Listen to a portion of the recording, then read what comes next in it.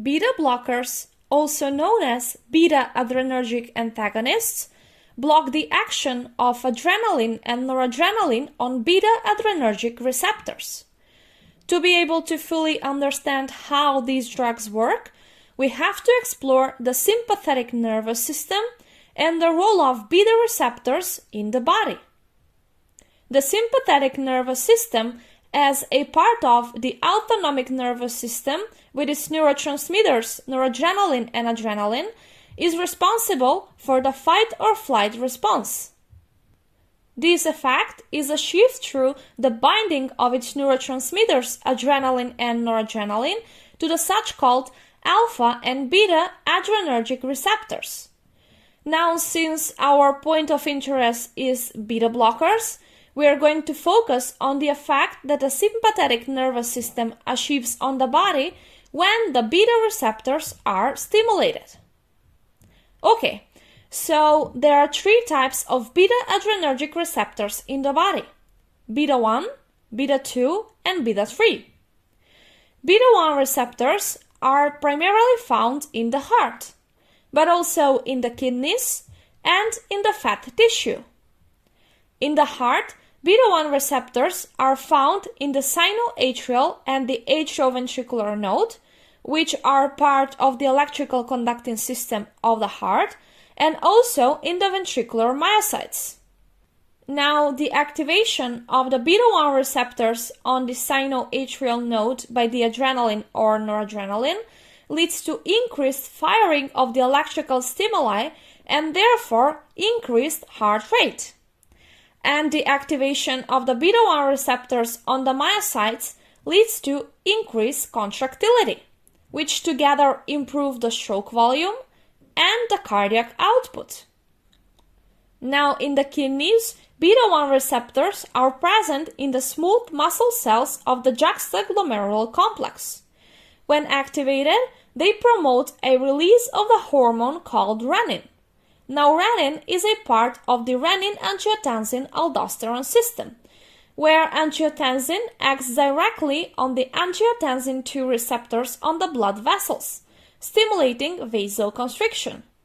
Then it acts on the adrenal glands, stimulating release of aldosterone, and further, aldosterone acts on the kidneys, where it stimulates reabsorption of sodium ions and water. Altogether, lead to increase in blood pressure.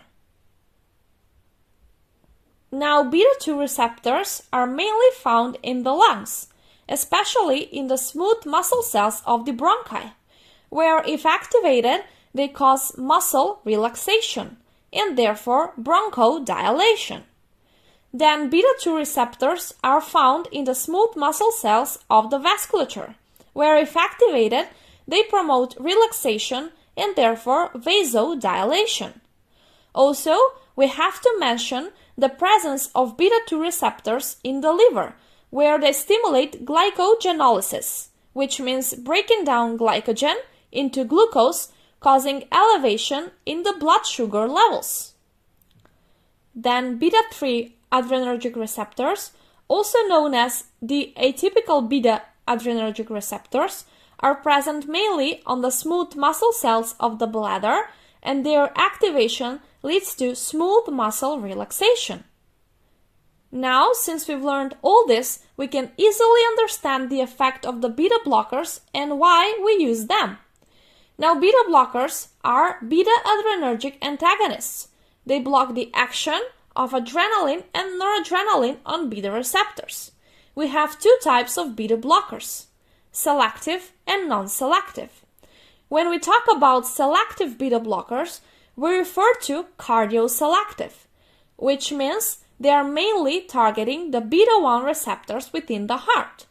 By blocking the beta-1 receptors within the heart, we are going to slow the heart rate, we are going to reduce the contractility of the myocytes, therefore, we are going to reduce the cardiac output.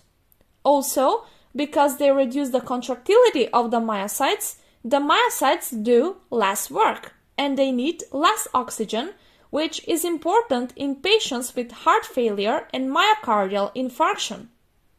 Then, by blocking the beta-1 receptors in the kidneys, we are going to inhibit the release of the renin, and therefore we are going to prevent the activation of the renin-angiotensin-aldosterone system, meaning we are going to reduce the blood pressure.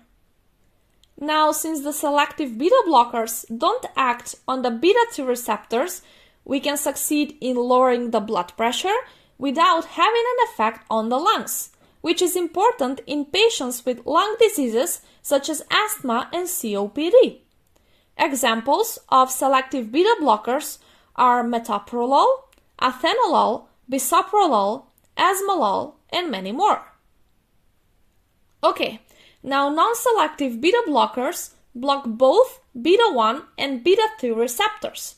Therefore, their effect on the patient is going to be the same as the cardioselective beta blockers, but because of the blocking of the beta-2 receptors, they will also cause bronchoconstriction, they will cause peripheral vasoconstriction, which is not wanted in patients with peripheral vascular disease, and they can affect the blood glucose levels, which we have to bear in mind in patients with diabetes. Some other things that non-selective beta blockers can do is they can decrease the intraocular pressure, which is helpful for patients who have glaucoma. They can achieve this by slowing the production of the aqueous fluid in the eye. Okay, so the examples of non-selective beta blockers are Propranolol, Timolol, Nadolol, and etc. In conclusion, as we've explained everything so far, we can assume that beta blockers are primarily used to treat cardiovascular diseases. But as any other drug, they have side effects. Some of them are bradycardia, hypertension, dizziness, bronchospasm, sexual dysfunction, erectile dysfunction, and etc. With that, we've reached the end of this lesson. I hope that this video was helpful for you, and if you enjoyed it, please make sure to subscribe and support the channel. Thank you for your time, and I hope to see you again in the next lesson.